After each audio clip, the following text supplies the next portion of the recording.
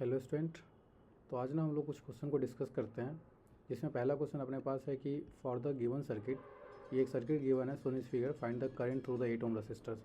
8 ohm resistor के across अपने पास करंट निकालना है। देखो, इस टाइप के जब भी प्रॉब्लम पूछते हैं ना, तो अपने पास क्या होना चाहिए कि अब मेरे चैनल पे ना काफ़ी अच्छा मैं बता रखा हूँ। सो ये ना अभी मैं जो अभी यूज़ करूँगा K C L that is nodal analysis. तो नोडल एनालिसिस के प्लेलिस्ट में जाके मेरे चैनल पे ना अगर देखोगे ना, तो सारे प्रॉब्लम तुम्हारे ना क्लियर हो जाएंगे। गजब का तुम्हारे पास नोडल एनालिसिस का नॉलेज हो जाएगा। तो इस टाइप के किसी भी प्रॉब्लम को सॉल्व करने के लिए इजी होगा। देखो इसको कैसे सॉल्व करते हैं। तो देखो अपने पास क्या है कि इसमें ना नोड वोल्टेज एक है, यहाँ पे नोड वोल्टेज हमने लगाया V1, क्योंकि देखो इसके बाद ना कोई वोल्टेज का ड्रॉप नहीं है। मतलब यहाँ पे अगर इसके बाद ना ये वोल्टेज है, और ये यहाँ से भी वोल्टेज का, तो ये वोल्टेज का एक सिंगल और ये सबको ना हम लोग ग्राउंडिंग कर लेते हैं, ठीक ना। इसको ग्राउंडिंग करते हैं, ग्राउंडिंग पोटेंशियल लेते हैं, देन हम नोडल एनालिसिस लगाते हैं, ठीक ना। तो देखो अपने पास क्या है ना कि इसमें जो वोल्टेज नोडल वोल्टेज लगेगा ना, और V1 हम के एक ही नोड है, तो एक ही नोड पर वोल्टेज लगा है V1 डिवाइड -5, ये V1/5 divided by 2 Om resistors, और ये plus V1 by grounding potential divided by 8 ohm resistors, जो कि 8 ओम का करेंट, 8 एम्पेयर जो करेंट आएगा ना, सो इसी से आएगा। जो 8 ओम्स के रेसिस्टेंस के क्रॉस जो करंट आएगा, सो इसी में आएगा, इसी रेसिस्टेंस के क्रॉस करंट आएगा। ये जो वोल्टेज का ड्रॉप है ना V1/0 इज इट, और प्लस देखो ये plus V1 plus 3 volt divided by 4 is equal to 0। तो ये मैंने क्या लगाया, क्रिचॉफ वोल्ट करंट लॉ, ठीक ना। यहाँ पे केवीएल इक्वेशन मैंने इक्वल टू 0। तो क्या है, sum of outgoing current is equal to 0। यहाँ पे क्या यूज़ कर रहे हैं हमने यूज़ क्या किया, sum of outgoing current, मतलब कि इस ब्रांच से इस ब्रांच में सबके outgoing current is equal to incoming current, sum of incoming current is equal to outgoing current KCL का। तो हमारे पास ना सब के सब हमने क्या किया, इस ब्रांच से सबको आउट गोइंग कर दिया। तो V1-5, देखो यहाँ पे ना जो वोल्टेज का पोटेंशियल है ना, वो क्या है, पॉजिटिव से कनेक्टिंग है, करंट इंटर कर रहा है पॉजिटिव के साथ, इसलिए यहाँ पे हम साइन नेगेटिव लेते हैं। और यहाँ पे करंट इंटर कर रहा है नेगेटिव में, तो हम यहाँ पे साइन पॉजिटिव लेते हैं। इस चीज़ का ध्यान रखना। बाकी इसको जब सॉल्व करोगे तो तुम्हारे पास V1 का वैल्यू आ जाएगा तुम्हारे पास। इसको जब सॉल्व करोगे तो तुम्हारे पास क्या आ जाएगा, V1 का वैल्यू। देखो इसको सॉल्व करोगे तो ये 8 आ जाएगा। हम इसको सॉल्व कर लेते हैं, छोड़ो इसको सॉल्व करते हैं। तो ये अपने पास क्या आ जाएगा, LCM 8 आ जाएगा, ठीक है। LCM 8 आ जाएगा, ऊपर में क्या आ जाएगा, 4V1 माइनस 4V1, और ये हो जाएगा तुम्हारे पास 20 -20 प्लस V1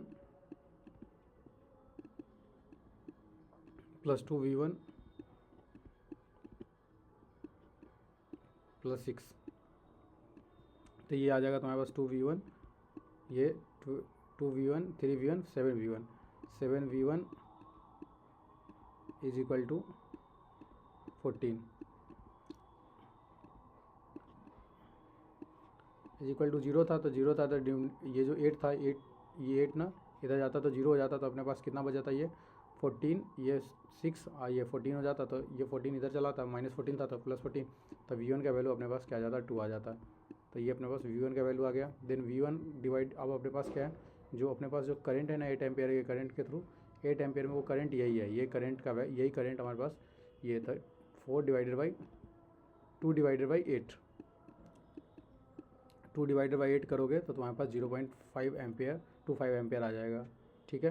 तो ये तुम्हारे पास फर्स्ट क्वेश्चन सॉल्व हो गया। देखो इसके लिए ना तुम अगर मेरे प्लेलिस्ट के में जाके देखोगे ना नोडल एनालिसिस में, तो काफ़ी मैंने अच्छा बताया है, काफ़ी बेहतरीन हो जाएगा। मेरे चैनल पे ना इलेक्ट्रिकल का नेटवर्क का सबसे अच्छा कंटेंट अवेलेबल है, पूरे मैंने प्लेलिस्ट के साथ नोडल, मेश एनालिसिस, फिर थेवेनिन्स, फिर सुपर क्या है, फिर थ्योरम्स, फिर इसके बाद फर्स्ट ऑर्डर, फिर सेकेंड ऑर्डर सर्किट, फिर इसके बाद ना हम AC एनालिसिस, जो कि फिजिक्स का AC एनालिसिस है, जो फिजिक्स के ना जो क्लास 12 के जो बुक में है वो उतना ही है फिजिक्स, तो वह इसी एनालिसिस देखो। फिर इसके बाद अगर 2 पोर्ट नेटवर्क देख जाओगे तो पूरा नेटवर्क तुम्हारा कंप्लीट हो जाएगा, ठीक। प्रॉब्लम मैंने अपने पास क्या है, थेवेनिन्स थ्योरम्स के थ्रू ना करंट पूछा है, for the circuit given find the current through the Thevenin's theorems. देखो अब अगर एग्जाम में अगर कोई भी थ्योरम्स बोलता है ना यूज़ करने के लिए, तो ऐसा नहीं यूज़ नहीं कर सकते हो कि विदाउट थेवेनिन्स थ्योरम्स भी करंट निकाल सकते हो। डायरेक्ट KCL यूज़ करोगे, नोडल एनालिसिस, क्योंकि केसीएल काफ़ी ईजी होगा इस सर्किट में लगाने के लिए। इसमें नोडल एनालिसिस लगाओ और करंट निकाल लो। अगर इसमें नोडल एनालिसिस लगाओगे ना तो तुम्हारे पास दो नोड होगा, एक वोल्टेज ये V1 हो जाएगा एक नोड, और दूसरा नोड तुम्हारे पास V2 हो जाएगा। दोनों नोड पे वोल्टेज निकालोगे, वोल्टेज बाई रेसिस्टेंस कर दोगे, जो करंट आ जाएगा सो करंट आ जाएगा, ठीक ना। अगर हम इसको निकाल ले तो मेरे पास देखो, अगर इसका कैलकुलेशन हम दिखाते हैं तुमको फास्ट करके, तो देखो ये तुम्हारे पास अगर V1 पे नोड वोल्टेज लगाओगे तो V1 divided by V1 minus 18 divided by 6, ठीक है, प्लस करंट इंटरिंग है, ये करंट हमने आउट गोइंग लिया, इसमें भी करंट आउट गोइंग ले लेता हूँ, तो V1 minus V2 divided by 6 is equal to 3 ampere, ठीक है। जिसको सॉल्व करोगे तो तुम्हारे पास क्या आ जाएगा, 6 इंटू 6 18 आ जाएगा ये, और V1 V2 ये V1 2 V1 और ये V1 18 ये माइनस का V2 और ये माइनस 18, तो ये प्लस 18 तो 36 आ जाएगा। मतलब ये वैल्यू यहाँ से इसको सॉल्व करोगे तो तुम्हारे पास 2V1 minus V2 equal to 36 आ जाएगा, ठीक है। देखो कभी कभी ना मेरे चैनल वीडियोज़ में क्या है कि नॉइज़ क्रिएट होता है, क्योंकि मैं जहाँ रहता हूँ वहाँ से थोड़ा बहुत नॉइज़ कैप्चरिंग करता है, क्योंकि ये ना रोड से कनेक्टिंग, मेरा जो प्लेस है वो रोड से कनेक्टिंग है, तो थोड़ा बहुत नॉइज़ को तो उसको इग्नोर करके चलोगे तो काफ़ी अच्छा है। तो 2V1 minus V2 is equal to 36, ये पहला इक्वेशन आ गया। देन सेकेंड इक्वेशन निकालोगे तो इस नोड पे वोल्टेज लगाओगे तो तुम्हारे पास क्या हो जाएगा, इनकमिंग करंट, ये दोनों हम आउटगोइंग करंट ले लेते हैं, ठीक ना। तो इस पर लिखोगे तो तुम्हारे पास आ जाता है, यहाँ पे यूज़ कर लेते हैं, यहीं पे बना इसको सॉल्व करते हैं। तो ये लिख लेते हैं, हमारे पास क्या हो जाता है नोडल एनालिसिस, तो हम V1/4 V1/2 V1/4 V2/4 और V2/4 some of outgoing current V2 ये सब आउटगोइंग है, V2/4 डिवाइडेड बाई V2/1, ठीक है, इज इक्वल टू ये तुम्हारे पास आ जाता V1 minus V2 divided by 6, V1 minus V2 divided by V2 divided by 6। जिसको सॉल्व करोगे ना तो तुम्हारे पास क्या आ जाएगा पता है, यहाँ से सॉल्व करोगे तो ये तुम्हारे पास 4 आ जाएगा, इस 4 और ये तुम्हारे पास 6, तो इधर मल्टीपल कर लेते हैं 6 से, तो 6 से मल्टीपल कर लेंगे तो 6V2 और ये 4V2, ये माइनस का 4V2 हो जाता, तो इधर आ जाता तो क्या आ जाता अपने पास 4V2। देख लेते हैं इसको करके, क्या है ना कि मेरे पास सोल्यूशन है नहीं, तो 6V2 प्लस 6V2, ये अपने पास एलसीएम लेके तो पहले सॉल्व भी होता ना, ये तो सॉल्व भी होता पहले, तो 4 ये आ जाता ना, ये 4V2 और प्लस 4, तो मतलब क्या हो जाता, ये अगर 4 एलसीएम ले लेते तो अपने पास आ जाता 5V2 आता, ये 1 मिनट इसको सॉल्व करते तो मेरे पास क्या आ जाता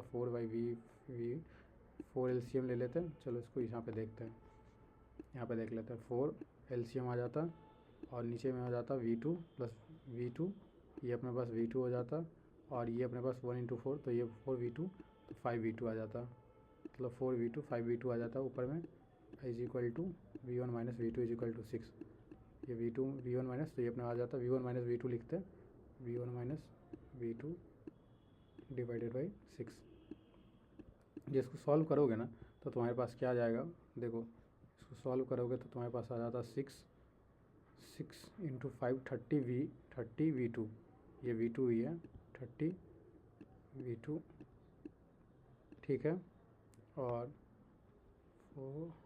ये आ जाता तुम्हारे पास माइनस का 4V2, तो इधर और आ जाता तो इधर ले लेते इसको, तो ये 4 प्लस हो जाता और ये प्लस हो जाता, तो या इधर ले लेते हम लोग, तो 30 माइनस, तो V1 minus V1 minus V1 4V1 minus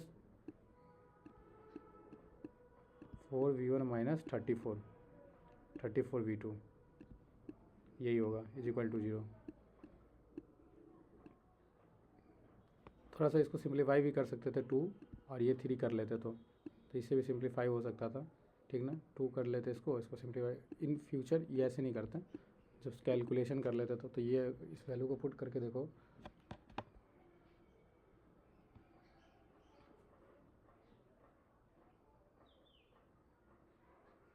1 minute देखें इसको, इसका इक्वेशन निकाल के क्या वैल्यू आ रहा है।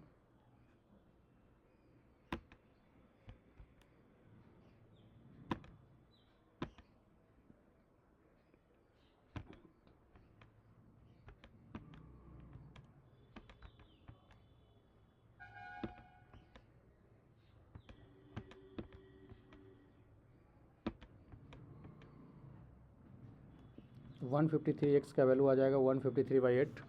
सेम एक्स का वैल्यू, एक वैल्यू तुम्हारे पास जो आएगा वो आ जाएगा तुम्हारे पास 153/8, और एक वैल्यू आ जाएगा वाई का वैल्यू आ जाएगा तुम्हारे पास 9/4। वाई का वैल्यू आ गया 9/4। 9/4 को डिवाइड कर लोगे इसको, इसका अगर सिंपलेस्ट फॉर्म देखोगे तो ये तुम्हारे पास 2.25 आ जाएगा, 2.25, और यही तुम्हारा आंसर है। तो ये तुम्हारे पास ना क्या है कि ये तुम्हारे पास आंसर है, लेकिन यहाँ पे अगर असिस्टेंस कुछ और होता ना तो देखो यहाँ पे ये वैल्यू हमको पता चल गया, V2 का वैल्यू पता चल गया, लेकिन हमारे पास जो करंट है ना इस ब्रांच का वो क्या है, V2 डिवाइडेड बाई 1 ओम। तो अगर हमारे पास V2 तो V2 तो I is equal to V2 divided, तो V2 2.25, तो 2.25 डिवाइडेड बाई 1 तो 2.25 भी आ जाएगा, तो करंट 2.25 आ जाएगा। तो देखो ये ना कितना ईजी है, अगर आता है ना नोडल एनालिसिस लगाना आना चाहिए। आपने मेरे चैनल से देखो, अगर थेवेनिन्स का कंसेप्ट यूज़ करोगे ना तो थेवेनिन भी लगा सकते हो। देखो थेवेनिन्स मैं बताता हूँ, इरेज करके बताऊँ, डायरेक्ट बताता हूँ। देखो थेवेनिन्स के लिए कभी भी क्या करते हैं ना, करंट को ओपन सर्किट करते हैं और वोल्टेज को शॉर्ट सर्किट करते हैं। तो ये तो शॉर्ट सर्किट हो गया, जैसे शॉर्ट सर्किट करोगे तो ये दोनों रसिस्ट तुम्हारे पास जो सीरीज में आ जाएंगे, ये सर्किट पूरा का पूरा क्या हो जाएगा, इस तरीके का सर्किट होगा ये सर्किट, और ये तुम्हारे पास इक्विवेलेंट रेसिस्टेंस। तो इस टर्मिनल से हम देखेंगे आर इक्विवेलेंट, लोड रेसिस्टेंस के यहाँ से देखते हैं आर इक्विवेलेंट या आर टी एच निकालते हैं। तो आर टी एच निकालोगे यहाँ से तो तुम्हारे पास क्या आ जाएगा,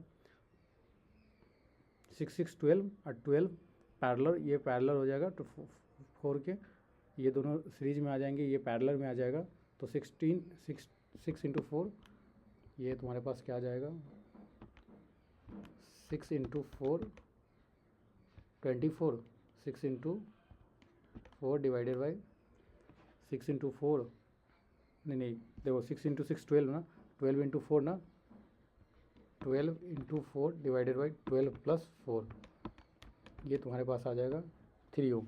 3 ओम जब इस सबका इक्विवेलेंट निकालोगे तो तुम्हारे पास 3 ओम आ जाएगा। आर टी एच का वैल्यू ना 3 आ जाएगा, ठीक है। अब वी टी एच का वैल्यू तुम्हारे पास क्या था, वी टी एच का वैल्यू यही आता है। वी टी एच का वैल्यू हम जो निकाले ना, जो थेवेनिन वोल्टेज, ये वी टी एच, यही तुम्हारे पास थेवेनिन वोल्टेज, यही वोल्टेज क्या हो जाता है, वी टी एच हो जाता है। कब वी टी एच हो जाता है थेवेनिन वोल्टेज, अगर हम क्या करते हैं ना, सिर्फ इस थेवेनिन वोल्टेज निकालने के लिए मैं इस ब्रांच को नहीं लेता, इस ब्रांच को ओपन सर्किट करते हैं। तो ओपन सर्किट करते हैं तो मेरे पास इस ब्रांच का जो करंट जो रहता है ये V2/1 ये नहीं यूज़ करता, तो V2/1 यूज़ नहीं करते तो मेरे पास जो आ जाता है, ये अगर इसको सॉल्व कर लेते तो मेरे पास क्या आ जाता, 3 आ जाता, और ये मेरे पास इक्वेशन, सेकेंड इक्वेशन से बदल जाता। पहला इक्वेशन तो यही होता, दूसरा इक्वेशन बदल जाता, 3 आ जाता, ये 2 आ जाता। तो ये 3 इंटू 2, ये तुम्हारे पास आता था 3V2, और ये हो जाता तुम्हारे पास 3, ये तुम्हारे पास 2 ना, तो 2 और 1, 2 इंटू 3 3 इंटू 3 9V2 आ जाता। 9V2 इज इक्वल टू, इधर तुम्हारे पास चला था 1V, इधर आ जाता 2 ना, 2, तो T2, ये तुम्हारे पास 9V2 और ये आ जाता 2,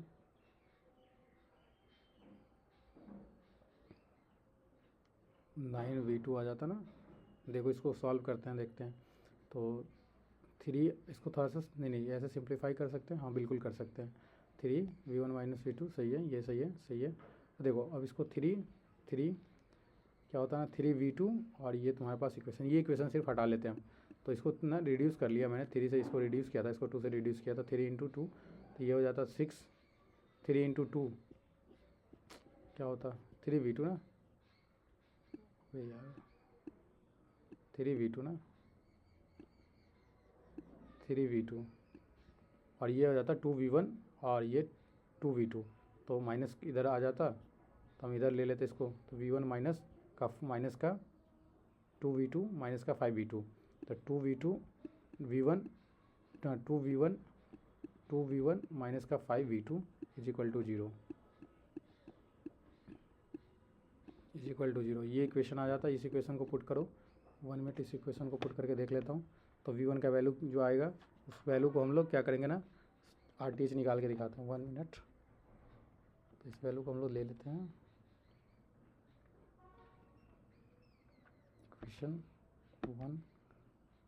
क्या था पहला वैल्यू हमारे पास, पहला इक्वेशन में जो था 2 -1 और 36, ठीक है। दूसरे वाले में 2 माइनस का 5 और ये तुम्हारे पास आ जाता 0। तुम्हारे पास 45.2 और ये तुम्हारे पास 9 आ जाता 45.2। तो 45.2 एक वैल्यू तुम्हारे पास जो आ जाता, वह एक वैल्यू आ जाता 45.9, 45.2 आता और दूसरा वैल्यू 45.2 आ जाता और दूसरा वैल्यू तुम्हारे पास y का वैल्यू ना 9 आ जाता। तो जो वैल्यू निकलता ना V1 का वैल्यू, V2 का वैल्यू ही 9 होता। तो ये वैल्यू जो मेरे पास आ गया वो 9 आ जाता। तो 9, तो थेवेनिन जो हम लोग लिखते हैं, करंट लिखते हैं ना, करंट जो निकालते हैं तो मेरे पास क्या होता है VTH by RTH divided by load resistance. तो VTH RTH प्लस RL।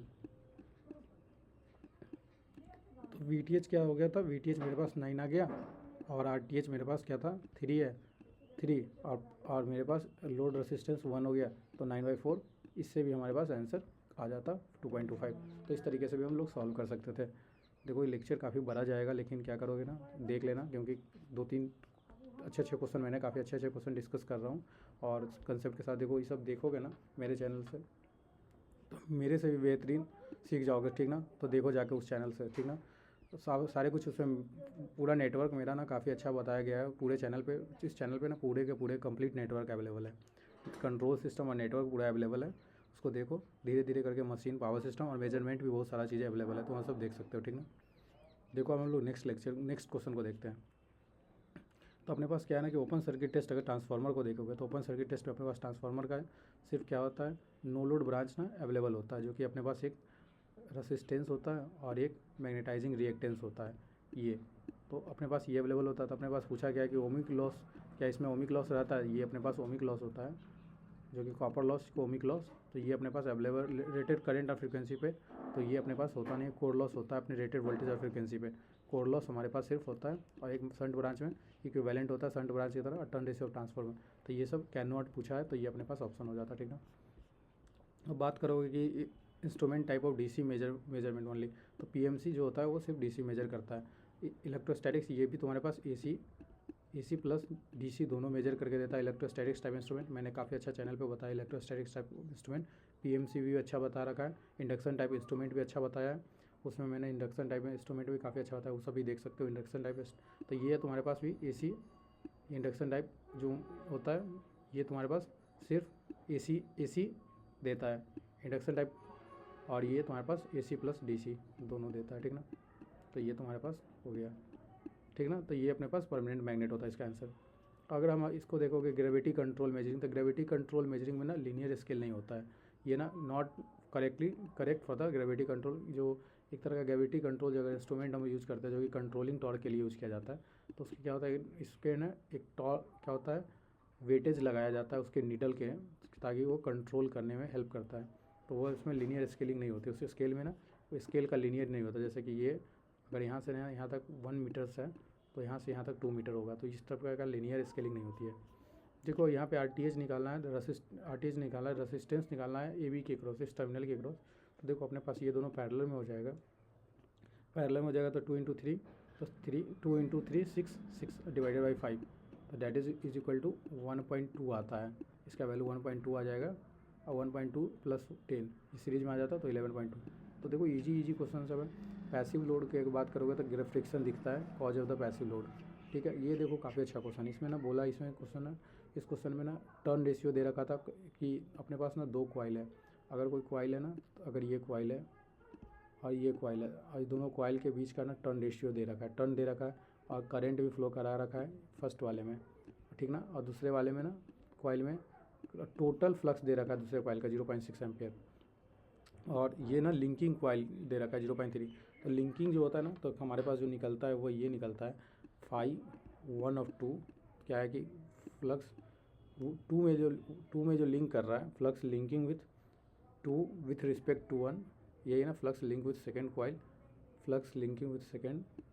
तो 1 2 में लिंक कर रहा है 1 से और डिवाइडेड बाई जो फ्लक्स 1 का फ्लक्स, इससे हमारे पास सीधे क्या निकलता है, के निकल जाता है, कोफिशिएंट ऑफ कपलिंग।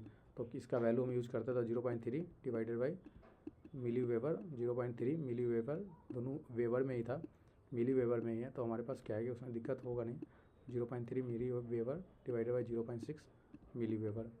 जो इसको सॉल्व करोगे तो तुम्हारे पास वैल्यू जो आ जाएगा, मैं इसके बारे में ना ट्रांसफार्मर का ना फर्स्ट मॉड्यूल जो होता है इलेक्ट्रोमैग्नेटिक सर्किट, मैं उसको कल परसों में क्या करते हैं अपलोड करते हैं, तो उसमें तुम देख सकते हो इसको अच्छे से। तो ये तुम्हारे पास 0.5 आ जाता, जिसको सॉल्व करोगे तो तुम्हारे पास 0.5 आ जाएगा। ठीक है, तो ये अपने पास लास्ट, अब अपने पास एक और क्वेश्चन है, लास्ट क्वेश्चन होगा मेरे पास ये ना, हम लोग लास्ट क्वेश्चन को देखेंगे, इसके बाद लास्ट क्वेश्चन, नहीं इसके बाद भी 2 क्वेश्चन और है,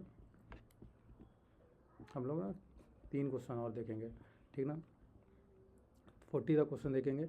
तो देखो अपने पास क्या है ना कि रोटर फ्रीक्वेंसी पूछा है, तो सप्लाई फ्रीक्वेंसी मैं इसका बता देता हूँ सिंपल, कि जो रोटर फ्रीक्वेंसी निकालते हैं वो क्या होता है, एस इंटू सप्लाई फ्रीक्वेंसी होता है, एफ। तो इसको स्लिप निकालना था, तो स्लिप निकालने के लिए हम लोग क्या करते हैं, rotor frequency divided by supply frequency. तो ये अपने पास सप्लाई फ्रीक्वेंसी कर लेते हैं, जो भी आंसर आता वो तुम्हारे पास 0.6 के करीब आ जाता, ठीक ना। ये देखो अब परमानेंस जो होता है क्या होता है कि अगर पैरामीटर देखोगे तो परमानेंस का पैरामीटर क्या होता है, रेसिस्टेंस, कंडक्टेंस होता है। ये अपने पास ना, हम इसके बारे में इलेक्ट्रोमैग्नेटिक सर्किट जब बताएंगे तो उसमें काफ़ी अच्छे से सब चीज़ एक्सप्लेन कर देंगे, उसको देख लेना, ठीक ना।